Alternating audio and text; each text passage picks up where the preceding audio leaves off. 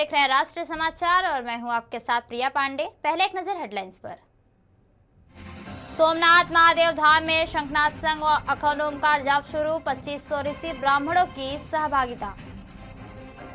हरसांघवी ने दिखाई हरी झंडी। सोमनाथ स्वाभिमान पर्व पर सूरत वेरावल स्पेशल ट्रेन रवाना। एसआईआर के नाम पर लोकतंत्र कमजोर किया जा रहा। ममता बनर्जी का चुनाव आयोग पर बड़ा आरोप। अंकिता भंडारी हत्याकांड ऑडियो विवाद के बाद पूर्व विधायक सुरेश राठौर ने आरोपियों को बताया साजिश। एसआईटी जांच में सहयोग का दावा। उधमपुर के नीतीश शर्मा ने मधुमक्खी पालन को बनाया आधुनिक युग। युवाओं और महिलाओं को मिला रोजगार। सोमनाथ महादेव मंदिर परिसर में शंखनाद के साथ 72 घंटे के अखंड ओमकार जाप की भव्य शुरुआत हुई। ओमकार जप की भव्य शुरुआत हुई, जिसके साथ ही सोमनाथ स्वाभिमान पर्व का शुभारंभ किया गया। इस दिव्य अवसर पर केंद्रीय मंत्री गजेंद्र सिंह शेखावत, प्रवक्ता मंत्री जीतू वघानी और शिक्षा मंत्री डॉक्टर प्रद्युम्न वाज की विशेष उपस्थिति रही। पूरे गुजरात से आए लगभग 2500 ऋषि कुमारों और ब्राह्मणों ने सामूहिक रूप से ओमकार जाप शुरू किया। वहीं देश भर से पहुंचे भक्त इस आध्यात्मिक वातावरण में मंत्रमुग्ध नजर आए। कार्यक्रम के दौरान केंद्रीय मंत्री गजेंद्र सिंह शेखावत ने हिमरजी सर्कल से सोमनाथ मंदिर तक के मार्ग का पैदल निरीक्षण भी किया, जिससे मंत्री जीतू वघानी, डॉक्टर प्रद्युम्न वाज, जिला कलेक्टर एनवी उपाध्याय सहित अन्य अधिकारी भी मौजूद रहे। प्रधानमंत्री नरेंद्र मोदी द्वारा आयोजित इस ऐतिहासिक आयोजन का साक्षी बनने का देशवासियों को एक विशेष अवसर मिला है। लेकर के अगले 3 दिन तक सोमनाथ स्वाभिमान पर्व का आयोजन यहाँ सोमनाथ की इस पवित्र धरती पर हो रहा है। सोमनाथ द्वादश ज्योतिर्लिंगों में पहला ज्योतिर्लिंग होने के नाते आस्था का प्रतीक देश के करोड़ों करोड़ों लोगों के लिए होने के साथ साथ में सोमनाथ का मंदिर अविनाशी सनातन के प्रतीक रूप में भी है। पिछले 1000 साल में अनेक बार सनातन को समाप्त करने की जितनी चेष्टाएं कुचेष्टाएं हुई, आक्रांताओं ने तलवारों की ताकत के आधार पर सनातन को मिटाने के प्रयास किए, वैचारिक प्रदूषण के आधार पर इस सनातन को जीर्ण शीर्ण करने का प्रयास किया, लेकिन सनातन की शक्ति अविनाशी बनी रही। महादेव रुद्र की कृपा से हर बार जब विध्वंस का प्रयास किया गया और अधिक ताकत के साथ में भारत और भारत के स्वाभिमान के रूप में ये जो है सोमनाथ का मंदिर फिर उठ खड़ा हुआ। आज 1000 साल जब उस घटना को, जब महमूद गजनवी ने सोमनाथ पर आक्रमण किया था और 8 तारीख 9 तारीख को संघर्ष हुआ, 10 तारीख तक संघर्ष हुआ, 11 तारीख को जब सोमनाथ के मंदिर का विध्वंस किया गया, हम सब लोग इस संकल्प को लेकर के यहाँ एकत्रित हुए और देश में ये प्रेरणा इस कार्यक्रम के माध्यम से देश भर में जाने वाली है कि जितने प्रयासों के बावजूद भी, इतने आक्रमणों के बावजूद भी जो सनातन अखंड अविनाशी बना रहा, वो आने वाले समय में भी भारत इसी तरह से अखंड बना रहे, अविनाशी बना रहे, अदम्य बना रहे, चैतन्य बना रहे। खबरों का सिलसिला यूं ही चलता रहेगा। देखते रहिए राष्ट्रीय समाचार। नमस्कार। सूरत से एक बड़ी खबर है कि नायब मुख्यमंत्री हरसांघवी ने सूरत रेलवे स्टेशन से सूरत वेरावल स्पेशल ट्रेन को हरी झंडी दिखाकर रवाना किया, जिसमें सूरत जिले के लगभग 1300 श्रद्धालु सोमनाथ दादा के दिव्य दर्शन के लिए यात्रा कर रहे हैं। यह यात्रा सोमनाथ स्वाभिमान पर्व के अवसर पर हो रही है, जिसका उद्देश्य भारत की प्राचीन संस्कृति, आध्यात्मिक परंपरा और राष्ट्रीय गौरव को प्रदर्शित करना है। भारत माता की जय, हर हर महादेव, ओम नमः शिवाय के जय घोष के साथ ट्रेन रवाना की गई। नायब मुख्यमंत्री हरसांघवी ने कहा कि यह पर्व भारत के स्वाभिमान, ऐतिहासिक विरासत और सांस्कृतिक का प्रतीक है, जिसमें देश भर से लाखों श्रद्धालु भाग ले रहे हैं। और इस मौके पर मेयर दक्षेश भाई मावाड़ी, जिला collector doctor Saurabh Pardhi, police commissioner Anupam Singh Gehlot और अन्य अधिकारी भी उपस्थित रहे। उल्लेखनीय है कि सांस्कृतिक कार्यक्रम और शौर्य यात्रा भी शामिल है। प्रधानमंत्री नरेंद्र मोदी आगामी 10 और 11 जनवरी को सोमनाथ स्वाभिमान पर्व में हिस्सा लेंगे। अनिल कुमार शुक्ला, कड़ोदरा नगर पालिका से हम लोग जा रहे हैं सोमनाथ महादेव दर्शन करने। हमारे सोमनाथ महादेव का 1000 वर्ष पूर्ण हुआ है, इसकी खुशी में जा रहे हैं दर्शन करने। गुजरात सरकार की तरफ से हम लोगों को ये व्यवस्था मिली है, बहुत ही अच्छी व्यवस्था है। और हमारे माननीय नरेंद्र मोदी जी, प्रधानमंत्री जी आ रहे हैं, जो हमारे भारत के यशस्वी प्रधानमंत्री हैं। उनसे भी मुलाकात होगी वहाँ पे हम लोगों की। और बहुत ही उत्साह है हम लोगों के अंदर, बहुत ही अच्छी व्यवस्था दी गई है ट्रेन में भी हम लोगों को। जय हर हर महादेव बोलते जाओ यार। हमारा नाम आशा बेन पसरीजा, हम कड़ोदरा से आए हैं। ये जो पूरी ट्रेन आज यात्रा के लिए जा रही है, सोमनाथ महादेव मंदिर के लिए जा रही है। ये महापर्व जो चल रहा है 2026 का, 1000 साल पहले जब महादेव मंदिर पर हमला हुआ था, तो उसके स्वाभिमान के लिए ये महापर्व निकाला गया है। तो हम महादेव जी के दर्शन के लिए जा रहे हैं, जहाँ के आज 1000 साल पूरे हुए हैं। पश्चिम बंगाल की मुख्यमंत्री ममता बनर्जी ने आरोप लगाया कि चुनाव आयोग द्वारा SIR यानी स्पेशल इंटेंसिव रिवीजन के नाम पर लोकतंत्र को कमजोर किया जा रहा है। उन्होंने दावा किया कि इस प्रक्रिया के तहत वोटर लिस्ट से 1.5 करोड़ से अधिक नाम हटा दिए गए हैं। ममता बनर्जी ने कहा कि नोबेल पुरस्कार विजेता अर्थशास्त्री और अमृत सेन, प्रसिद्ध कवि जय गोस्वामी और अभिनेता देव को भी नोटिस भेजे गए हैं। उन्होंने आरोप लगाया कि बड़ी संख्या में महिलाओं और युवाओं के नाम मतदाता सूची से हटाए गए हैं, खासकर उन महिलाओं के जिनकी हाल ही में शादी हुई है और जिनके उपनाम या पते बदले गए हैं। मुख्यमंत्री ने कहा कि एक अपराधी को भी अपने बचाव का मौका मिलता है, लेकिन असली मतदाताओं को बिना सुनवाई के उनके लोकतांत्रिक अधिकारों से वंचित किया जा रहा है। अंकिता भंडारी हत्याकांड को लेकर उत्तराखंड की राजनीति एक बार फिर गर्मा गई है। सोशल मीडिया पर उर्मिला सनावर द्वारा जारी किए गए ऑडियो के बाद सियासी हलचल तेज हो गई है। इस कड़ी में अब पूर्व विधायक सुरेश राठौर मीडिया के सामने आए हैं और उन्होंने आरोपों को सिरे से खारिज करते हुए कहा कि उन्हें एक सोची समझी साजिश के तहत फंसाया जा रहा है और उनका इस मामले से कोई लेना देना नहीं है। सुरेश राठौर ने दावा किया कि वे SIT जांच में पूरा सहयोग कर रहे हैं और सच्चाई सामने आकर रहेगी। उन्होंने कहा कि सत्य को दबाया नहीं जा सकता और उन्हें कानून व न्यायिक प्रक्रिया पर पूरा भरोसा है। फिलहाल SIT की जांच जारी है और आने वाले दिनों में और बड़े खुलासों की संभावना जताई जा रही है। भंडारी को आड़ में इस उत्तराखंड के साथ खिलवाड़ करने का काम ना करें, अपने गिरबान में झांक के देखें। उर्मिला को जितना प्रयोग करना था कर लिया, दुनिया जान गई, समाज जान गया और सारा मीडिया बार बार बारीकी से अध्ययन कर रहा, देख रहा है। उसके सारे सबूत खुलकर सामने आ गए हैं।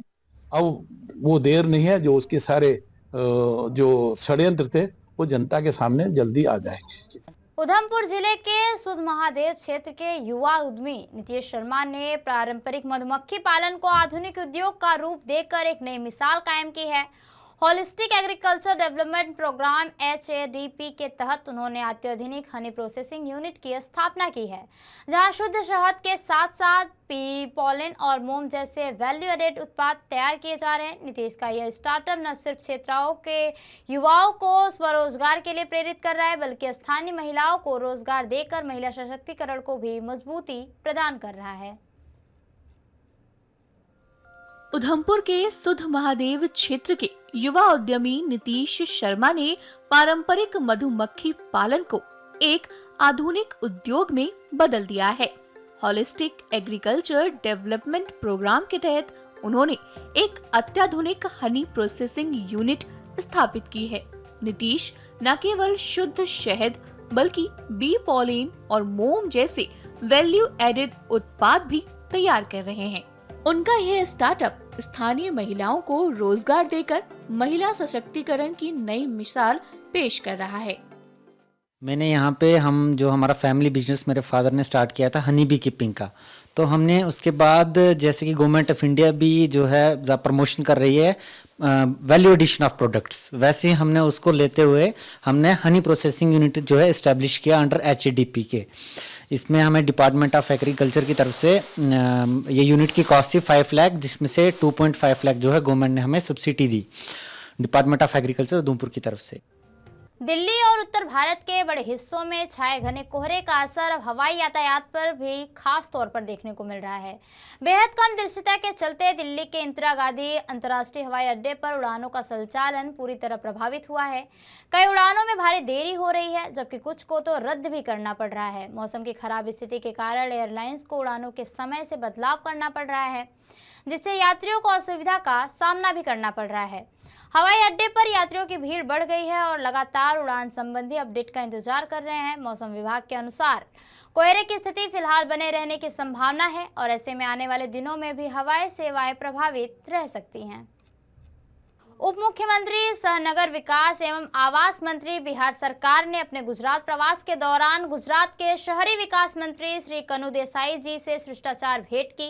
इस मुलाकात के दौरान समावेशी शहरी सुविधाओं के विकास, स्वच्छता व्यवस्था, स्मार्ट सिटी परियोजनाओं और योजनाओं के लीकेज फ्री और पारदर्शी क्रियान्वयन के साथ शहर केंद्रित निवेश को बढ़ावा देने जैसे महत्वपूर्ण विषयों पर विस्तार से सार्थक चर्चा हुई।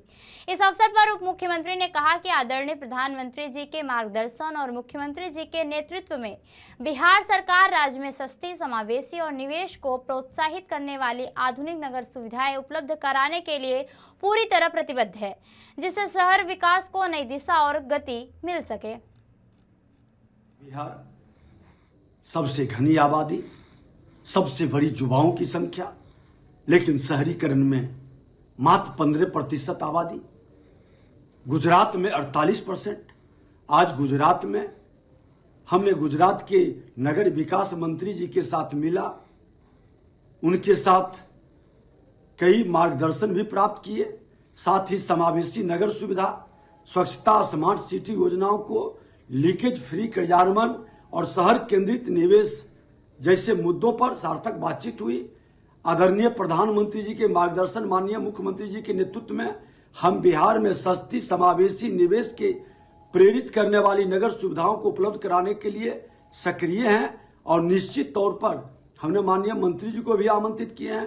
बिहार की अपनी एक टीम गुजरात भेजेंगे, बेहतर और जमीन पर कार्यान्वयन करने वाले जन सुविधा उपलब्ध कराने का भारत सरकार डबल इंजन की सरकार की योजनाओं को जमीन पर बेहतर ढंग से उतारने के लिए हम लोग काम करेंगे और अच्छा इनकी जो व्यवस्था है उसको देखने में भी, सुनने और समझने के लिए हमारी टीम आएगी। और हम हृदय से माननीय मंत्री जी को आभार भी व्यक्त किए हैं, आमंत्रित भी किए हैं। उन्होंने वचन भी दिया है कि मैं आऊँगा और जो भी बिहार को सहयोग की जरूरत है हम उसमें मदद करेंगे। केंद्रीय मंत्री ज्योतिरादित्य सिंधिया ने कहा, पूरे क्षेत्र में हम कई सौगात लेकर आ रहे हैं। प्रधानमंत्री और मुख्यमंत्री के नेतृत्व में देश और प्रदेश दोनों उन्नति के प्रति अग्रसर है।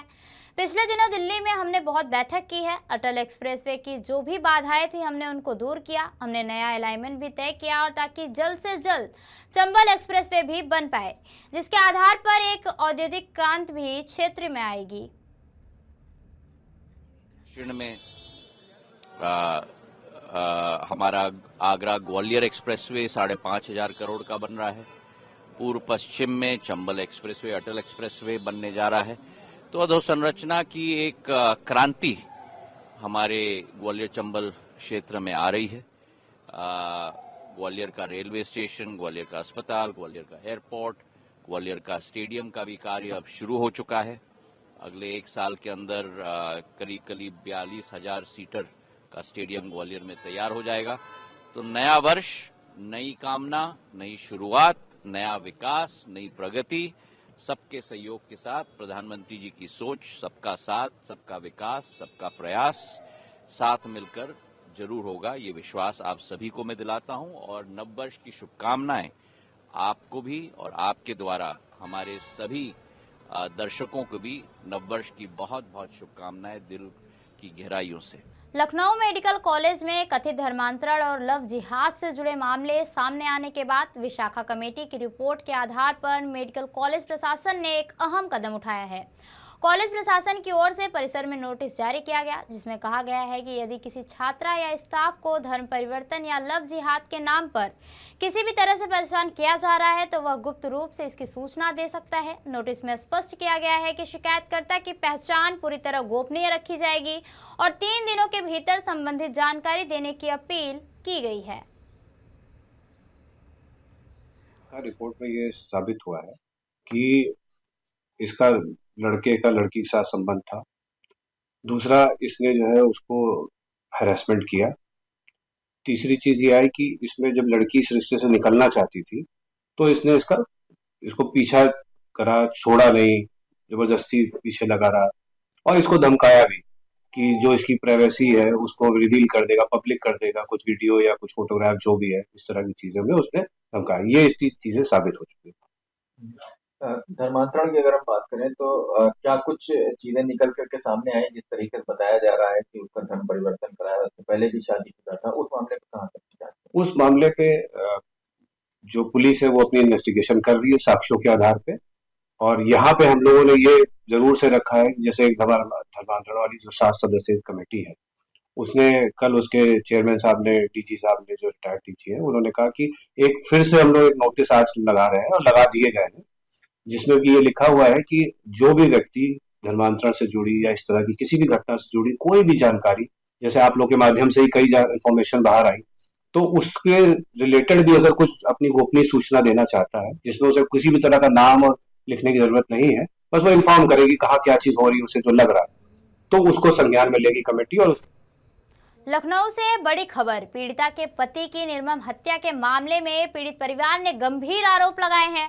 पीड़िता के देवर अफरोज ने बताया कि बहराइच के तुलसीपुर नगर पंचायत के 2 बार चेयरमैन रहे पीड़िता के पति की हत्या के बाद से परिवार भय के साए में है, जबकि पीड़िता स्वयं भी चेयरमैन है। 4 जनवरी को पूर्व सपा सांसद रिजवान जाहिर को हाईकोर्ट से जमानत मिलने के बाद परिवार ने आशंका जताई कि यदि जमानत रद्द नहीं हुई तो उनकी जान को खतरा है। पीड़ित परिवार का आरोप है कि रिजवान जाहिर ने, जिन्हें वे अपना राजनीतिक स्थानीय दुश्मन बताते हैं, उत्तर प्रदेश के टॉप 10 माफिया में शामिल है और उन पर 20 गंभीर मुकदमे चल रहे हैं। परिवार ने मुख्यमंत्री से गुहार लगाई कि सरकार सुप्रीम कोर्ट में जमानत रद्द कराए। पीड़ितों का यह भी कहना है कि सुप्रीम कोर्ट के एक आदेश के चलते एफआईआर से पहले पुलिस अनुमति की शर्त ने उन्हें कथित तौर पर खुला संरक्षण दे दिया है। साथ ही सवाल उठ गया है कि जब उनके आर्थिक स्रोत कानूनबंद बताए जाते हैं तो फिर 20-20 लाख रुपए फीस वाले वकीलों का खर्च कहां से आ रहा है, जबकि उनके दामाद और बेटी पर खुलेआम दबंगई करने के आरोप लगाए गए हैं। सारी चीज़ें सही चल रही थी, कहीं ना कहीं जो मुजरिम है रिजवान जेबा हमीद अहमद द्वारा गवाहों को डराने का प्रयास किया गया, बट शासन प्रशासन की मदद से सारी गवाहियाँ हो गई। और अभी पिछले 2-3 महीनों से जब से ये सुप्रीम कोर्ट से फैसला इनको मिला है प्रोटेक्शन का, तब से चीज़ें बदल गई हैं। उनके जो भी समर्थक हैं, जो भी उनके सपोर्टर हैं, उनके द्वारा मैसेजेस भेजे जाते हैं, न्यूज़ भेजी जाती है कि आप छूट गए हैं, कब तक तुम लोग बचोगे, सरकार कभी तो बदलेगी। जब कभी भी मैं अपनी माँ के साथ, क्योंकि माँ हमारी चेयरमैन है, तो गली मोहल्लों में उनके समर्थकों के बीच में कभी उनकी तरह टिप्पणियाँ करी जाती हैं, नफरत भरी निगाहों से हमें देखा जाता है और हम इसकी कहीं कंप्लेन भी करते हैं थाने पुलिस में, तो यही होता है कि उनके पास सुप्रीम कोर्ट से प्रोटेक्शन है, इसमें हमारे हाथ बंधे हुए हैं। तो अगर कल को मेरे साथ, मेरी माँ के साथ, मेरे चाचा के साथ कोई घटना घटती है तो लोकल पुलिस प्रशासन उसमें क्या कर सकती है?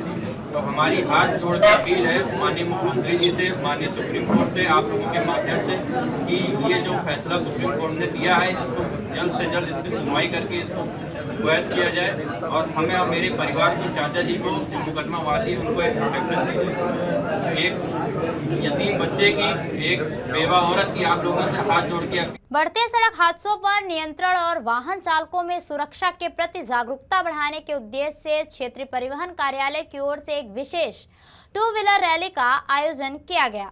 रैली का शुभारंभ क्षेत्रीय परिवहन अधिकारी अशोक पवार ने शिवतीर्थ मेमोरियल से हरी झंडी दिखाकर किया। यह रैली 1 से 31 जनवरी तक चलने वाले रोड सेफ्टी कैंपेन के तहत निकाली गई, जिसके माध्यम से लोग से ट्रैफिक नियमों का पालन करने की भी अपील की गई है। इस अवसर पर आरटीओ अशोक पवार ने कहा कि 2 व्हीलर चलते समय हेलमेट और 4 व्हीलर चलाते समय सीट बेल्ट पहनना जीवन की सुरक्षा के लिए बेहद जरूरी है। उन्होंने कहा कि यदि यातायात नियमों का पालन पूरे वर्ष किया जाए तो सड़क दुर्घटनाओं में निश्चित रूप से कमी आएगी। इस अभियान में परिवहन विभाग के बड़ी संख्या में कर्मचारी शामिल रहे। जम्मू कश्मीर के कठुआ जिले के कमाद नाले क्षेत्र में स्थित जंगलों में सुरक्षा बलों और आतंकवादियों के बीच मुठभेड़ के बाद बड़े पैमाने पर तलाशी और सर्च ऑपरेशन चलाया जा रहा। अधिकारियों के अनुसार जम्मू कश्मीर पुलिस और आतंकवादियों के बीच हुई गोलीबारी के बाद से ही अभियान लगातार जारी है। इलाके में अतिरिक्त सुरक्षा बलों की तैनाती की गई है और पूरे क्षेत्र को घेर कर संघ तलाशी ली जा रही है। सुरक्षा एजेंसियां किसी भी संदिग्ध गतिविधियों पर कड़ी नजर बनाए हुए हैं, जबकि मुठभेड़ में आतंकवादियों की मौजूदगी का आशंका से चलते सर्च ऑपरेशन तेज कर दिया गया है।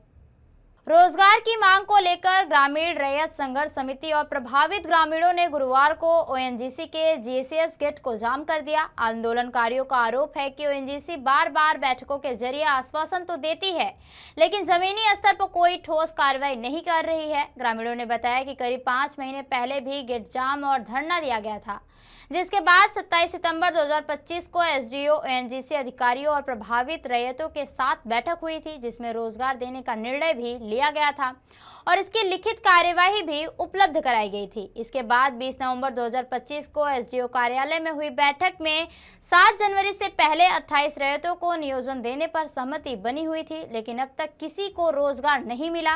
आंदोलनकारियों का कहना है कि ओएनजीसी केवल पत्रचार कर ग्रामीणों को गुमराह कर रही है और चेतावनी दी है कि जब तक रोजगार नहीं दिया जाएगा गेट जाम रहेगा। खबरों का सिलसिला यूं ही चलता रहेगा। देखते रहिए राष्ट्रीय समाचार। नमस्कार।